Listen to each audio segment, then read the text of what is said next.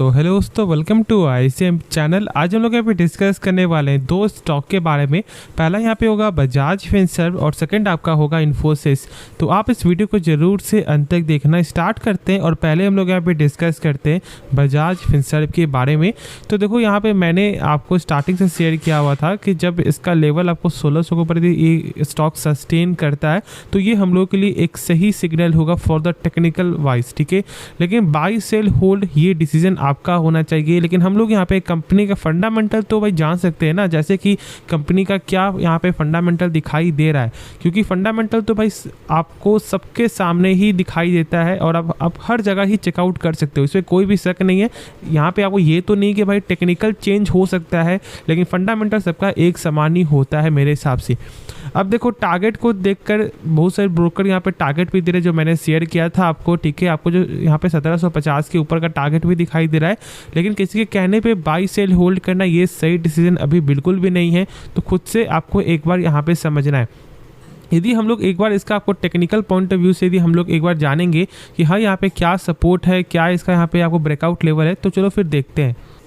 तो आप लोग यहाँ पे साफ तौर से देख रहे हो कि जो मैंने यहाँ पे आपको ट्रेंड लाइन का जो सपोर्ट यहाँ पे बनाया था वो यहाँ पे ब्रेकडाउन होते हुए दिखाई दिया, फिर ठीक है, फिर यहाँ पे ब्रेकआउट आपका होते हुए दिखाई दे रहा है और अभी एक अच्छा खासा यहाँ पे गेन आपका ऊपर जा चुका है।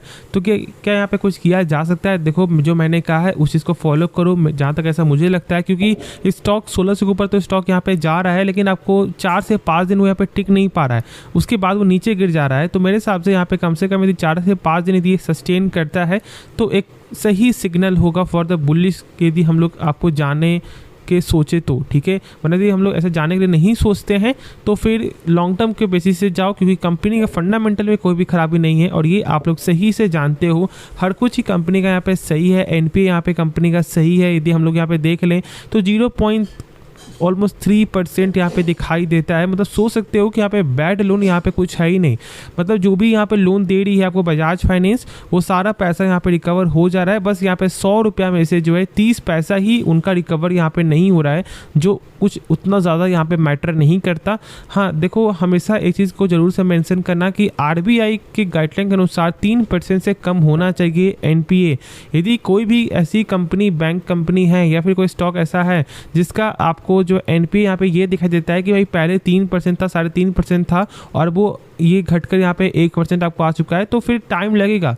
क्योंकि कोई भी यदि कंपनी एक बार यदि आपको जो है ना कुछ भी आपको NPA उसका बढ़ गया, 3% प्लस चला गया, मतलब मानो कि कंपनी वो यहाँ पे स्लो हो जाएगी और इतना स्लो हो जाएगी कि आप मतलब उससे जो रख करके ना बस आप यहाँ पे AMC ही पे करते रहोगे। बस यही यहाँ पे आपको होने वाला है, क्योंकि स्लो हो जाएगी कंपनी, जैसे कि बंधन बैंक आपका और आपका RBL बैंक, ठीक है। इस चीज़ को फॉलो करना सही से, और मैं इसलिए आपको हर वीडियो में NPA शेयर करता हूँ, क्योंकि बहुत से लोग यहाँ पे नए देखते हैं तो उनको भी इसके बारे में नॉलेज होना चाहिए। बाकी जो स्टेक है वो जानते हो कि भाई यहाँ पे प्रमोटर स्टेक में आपको बजाज फाइनेंस में जो है बजाज फिनसर्व आपको 52% से भी ज़्यादा का स्टेक यहाँ पे होल्ड करती है। तो इसलिए ज़्यादातर जो इनका यहाँ पे पावर है वो यहाँ पे बजाज फिनसर्व का ही है, और इसलिए आपको रेवेन्यू हर कुछ में यहाँ पे हेल्प मिलता है जब बजाज फाइनेंस आपको ऊपर जाता है या फिर उनका नंबर आपको सही आता है। तो आराम से निश्चिंत होकर आप यहाँ पे होल्ड करके चलो मेरे हिसाब से। बाकी खुद का डिसीजन है तो खुद से एक बार जरूर से सोच समझ कर लेना। अब देखो जो यहाँ पे नेक्स्ट स्टॉक है वो यहाँ पे है इन्फोसिस में आज कुछ यहाँ पे हलचल तो दिखाई नहीं दे रहा है, लेकिन आज यहाँ पे मेन पर्पस क्या है कि जानते हो कि आज आपका TCS का जो है Q2 का रिजल्ट था, ठीक है। और जो रिजल्ट है ना वो यहाँ पे अनुमान से मेरे हिसाब से यहाँ पे बेहतर आते हुए दिखाई दे रहा है, क्योंकि बहुत सारे ब्रोकर का यहाँ पे ये बोलना था कि जो रेवेन्यू है वो यहाँ पे 6% तक आपको फॉल आ सकता है, लेकिन ऐसा कुछ हुआ नहीं। देखो यहाँ पे रेवेन्यू में थोड़ा सा यहाँ पे कुछ % में यहाँ पे आपको फॉल आया है, लेकिन जो यहाँ पे प्रॉफिट है वो प्रॉफिट यहाँ पे आपका क्वार्टर भी सही है और आपका ईयर भी सही है। यदि आपको सही से इसके बारे में जानना है तो आप एक बार जरूर से हमारे चैनल पर जाकर देख सकते हो। और जानते हो कि TCS ने बाईबैक भी कंफर्म अब यहाँ पे कर दिया है।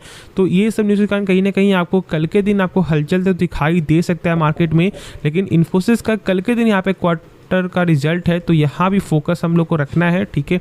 अब देखो बाकी यदि हम लोग इसके बारे में जाने तो जानते हो कि भाई इन्फोसिस कोई ख़राब कंपनी तो यहाँ पे है नहीं, और इसका जो है मैंने आपको फंडामेंटल वाला पूरा वीडियो भी बनाया हुआ है, तो एक बार आप चेकआउट करना प्लेलिस्ट, उसमें मिल जाएगा आपको फंडामेंटल वाले टॉपिक में। और देखो ये सब जो ज्ञान है फ्री ऑफ कॉस्ट हम लोग यहाँ पे देते हैं, तो इसलिए कोई भी आपको पैसा नहीं हो रहा है, यहाँ पर नहीं लग रहा है पैसा, तो फ्री में है, तो ज़रूर से एक बार जाकर देख लो, शायद कुछ आप लोगों को सीखने को मिल जाए। देखो यदि हम लोग यहाँ पे टेक्निकल एक बार यदि फोकस करें तो बहुत लंबे समय से ये अपना यहाँ पे जो है सपोर्ट बना रहा था, एक आपको ट्रेंड लाइन सपोर्ट यहाँ पे दिखाई दे रहा था, लेकिन फिर यहाँ पे स्टॉक आपको ब्रेकडाउन होता है और फिर यहाँ पे स्टॉक अब यहाँ पे रिकवर होते हुए दिखाई दे रहा है। देखो जहाँ तक ऐसा मेरा मानना होता है कि जब भी कोई स्टॉक एक अच्छा सपोर्ट जो आपको ब्रेकडाउन यहाँ पे करता है और जब फिर से स्टॉक आपको ब्रेकआउट करता है उस जो लेवल को, तो फिर वेट करना चाहिए जब तक उसका जो प्रीवियस हाई यहाँ पे आपको ब्रेकआउट ना हो। मतलब कि यहाँ पे जो 1520 का जो लेवल है यदि आपको ब्रेकआउट होता है और यदि इसके ऊपर स्टॉक सस्टेन करता है तो फिर एक सही पोजीशन होगा, वरना फिर अभी मेरे हिसाब से आप लोग को वेट करना चाहिए। और यदि नंबर यहाँ पे सही आ जाता है तो खुद ऑटोमेटिक यहाँ पे बुलिश आपको मिल जाएगा और यहाँ पे आपको फंडामेंटल के वाइज से स्टॉक में गेन दिखने को मिलेगा। तो लॉन्ग टर्म से जाओ, और मैंने आज शेयर नहीं किया जब स्टॉक का लेवल आपको 1200 कुछ में आ गया था, मैंने उसे भी आपको शेयर किया था और मैंने बार बोला था कि देखो इससे बेस्ट अपॉर्चुनिटी नहीं मिलेगा, और मैंने शेयर किया था कि भाई यहाँ पे मैं भी आपको कुछ स्टेक आपको जो है बाई किया हूँ और देख लो आज चल रहा है सही से। तो बस यहाँ पे वही चीज़ है, लॉन्ग टर्म के लिए जाओगे, बस कंपनी का बिजनेस समझोगे तो बस आपको रिटर्न मिलेगा, कुछ कम मिलेगा लेकिन सेफ रिटर्न यहाँ पे मिलेगा, और यहाँ पे वही इन्फोसिस करती है। देखो यहाँ पे फॉरेन वाले का स्टेक यहाँ पे ज़्यादा है, ठीक है, और इस चीज़ को आप लोग सही से जानते हुए यदि हम लोग एक बार देख लें तो यहाँ पे FIS आपको जो है होल्ड करती है 33.5%, और उसके बाद डोमेस्टिक वाले यहाँ पे होल्ड करते हैं 35%, मतलब ऑलमोस्ट 70% तो ऑलमोस्ट यहाँ पे आपको फॉरेन और डोमेस्टिक वाले ही यहाँ पे होल्ड करके चल रहे हैं, और जो बचा हुआ 15% है वो यहाँ पे प्रमोटर के पास है, और जो बचा हुआ जो 15% है वो यहाँ पे पब्लिक के पास है। ठीक है, तो गजब का ही यहाँ पे गेम है, और मतलब कंपनी ने यहाँ पे गजब, मतलब जो आपको पब्लिक है ना वो हमेशा क्या करते हैं, जब एक स्टॉक एक हाई पर जाता है वो यहाँ पे सेल करना स्टार्ट कर देती है। और देख लो कि जब आप लोग यहाँ पे सेल कर रहे थे, ठीक है, उस समय यहाँ पर क्या हो रहा था भाई, बाई कर रहे थे आपको फॉरेन वाले। तो बस इस चीज़ को समझो, ठीक है, सही से समझो और होल्ड करके चलो, पेशेंस रखो। बाकी मैंने सारा कुछ आपके साथ यहाँ पे शेयर कर दिया है, और कल के लिए हम लोग यहाँ पे वेट करके चलेंगे। तो होप आपको ये वीडियो पसंद आया होगा, तो आप इस वीडियो को लाइक कर देना और आप इस चैनल को भी सब्सक्राइब कर सकते हो और दोस्तों में शेयर करना जिनके पास इन दोनों में से कोई भी शेयर हो। तो मिलते हैं नेक्स्ट वीडियो में, तो तब तक के लिए धन्यवाद।